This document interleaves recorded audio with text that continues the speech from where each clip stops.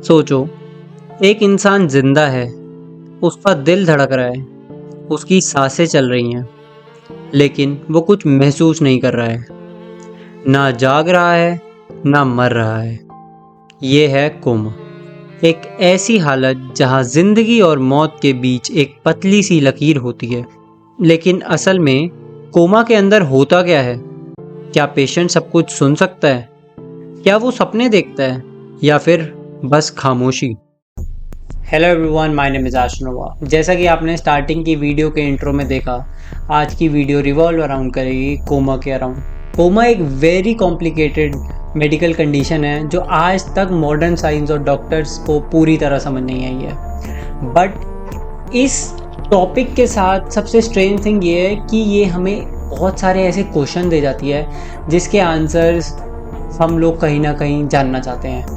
और वही आंसर्स को ढूंढते ढूंढते मैं इंटरनेट पे गया और मुझे काफ़ी सारी चीज़ें पता चली। So without any further delay, let's start with today's video.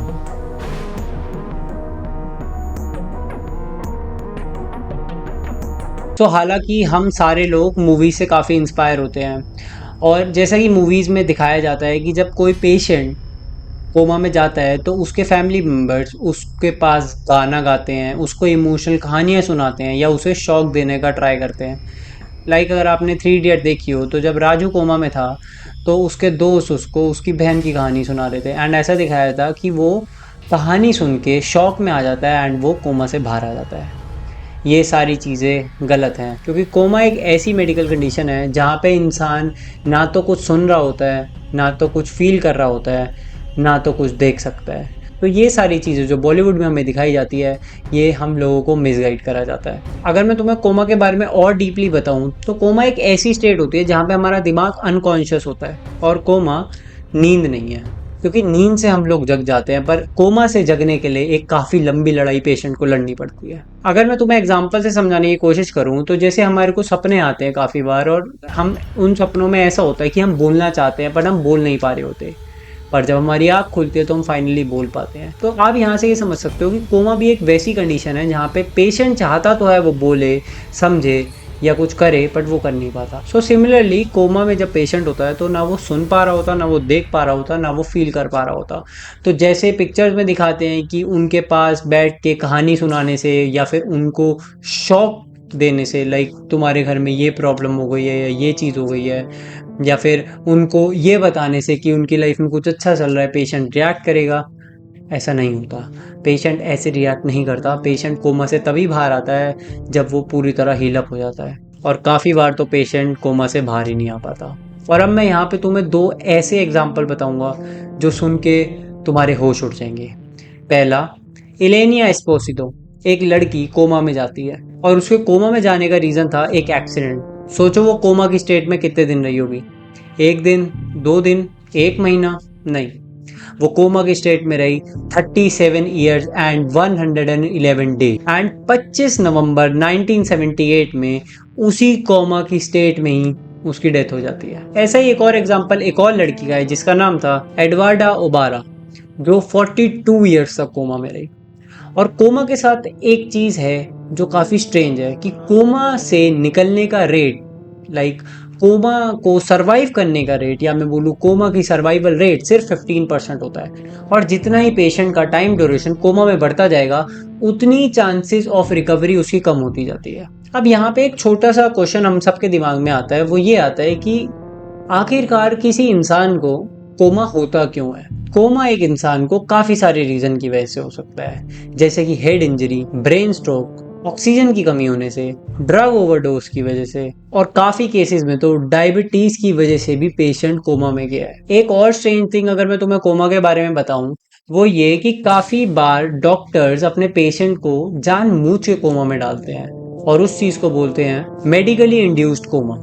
और ये बेसिकली डॉक्टर्स के द्वारा करा जाता है to save their patient during some surgery और सम सॉर्ट ऑफ ऑपरेशन। जब यहाँ तक आप वीडियो में आ ही चुके हो, तो मैं मानता हूँ कि एक और क्वेश्चन आपको सता रहा होगा।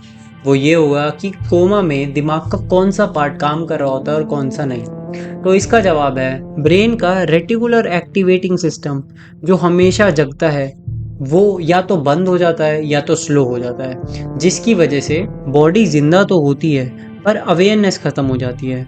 दिमाग सिर्फ बेसिक फंक्शन पे काम करता है, सांस लेना, हार्ट बीट मेंटेन करना और बॉडी टेम्परेचर मेंटेन करना। अब यहाँ पे मैं एक और स्ट्रेंज थिंग कोमा के बारे में बताता हूँ।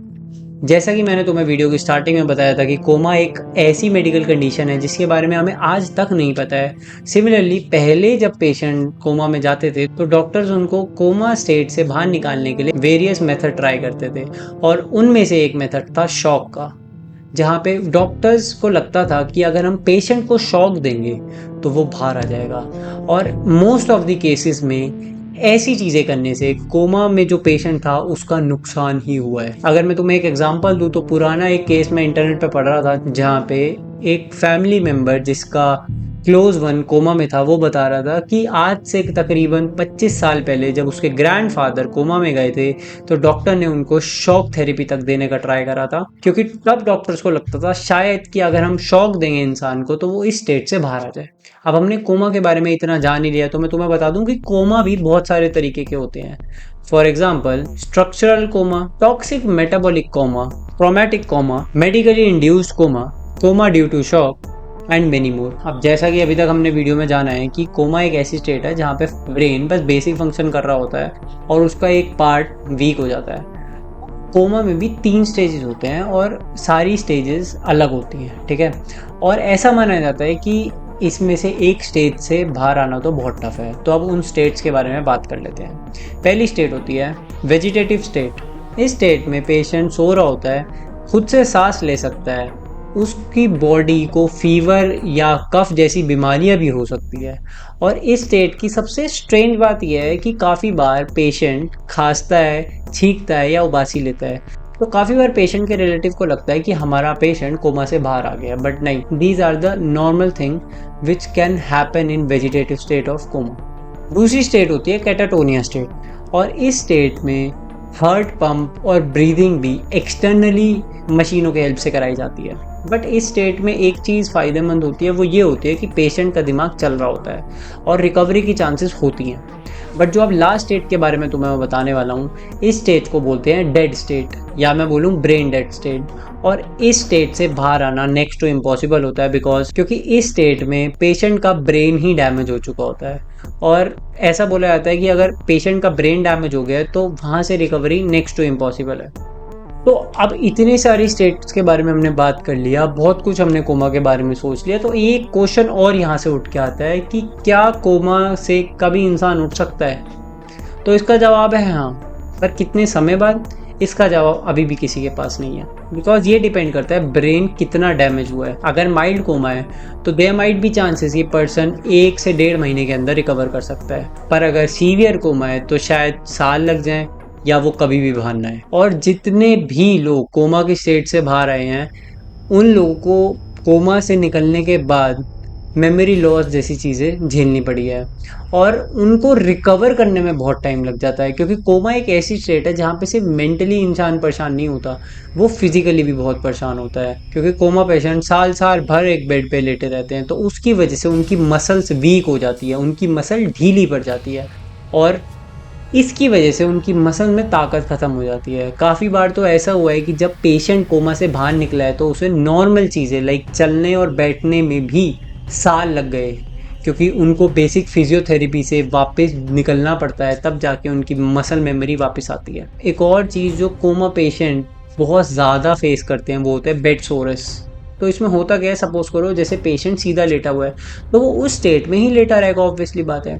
तो होता क्या है, पेशेंट की बैक पे ब्लड सर्कुलेशन थोड़ा कम हो जाता है, और उसकी वजह से बहुत सारी जगहों पे बैक पे ब्लड क्लॉट्स बन जाते हैं, क्योंकि सर्कुलेशन रुक जाती है।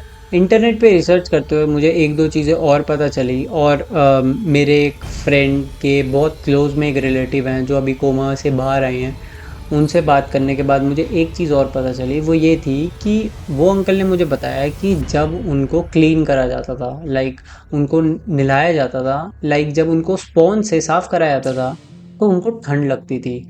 और उस टाइम पे वो बता रहे थे कि उनको ऐसा लगता था कि वो जैसे किसी सर्दी वाली जगह पे गए हुए हैं, लाइक पहाड़ों पे या कहीं। अब यहाँ पे मुझे तुम्हें एक बात और बतानी है कि काफ़ी बार ऐसा होता है कि जब पेशेंट कोमा की एक ऐसी स्टेट में होता है जहाँ पे डॉक्टर्स उसे ब्रेन डेड घोषित कर चुके होते हैं, वहाँ पे डॉक्टर्स पेशेंट की फैमिली के आगे एक चॉइस भी रखते हैं जिसको बोलते हैं मर्सी डेथ। इस सिचुएशन में डॉक्टर्स अपने हाथ खड़े कर चुके होते हैं और वो बोल चुके होते हैं कि यहाँ से रिकवरी होने की चांसेस नेक्स्ट टू इम्पॉसिबल है।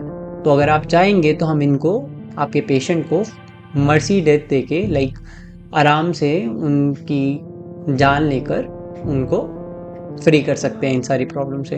बट 90% ऑफ पीपल इसके लिए मना ही कर देते हैं, क्योंकि कहीं ना कहीं वो 1% हो हम सबके भी अंदर रहती है कि उनका पेशेंट इस चीज़ से बाहर आएगा। तो कोमा एक ऐसी जंग है जहां इंसान के पास सब कुछ है लेकिन होश नहीं।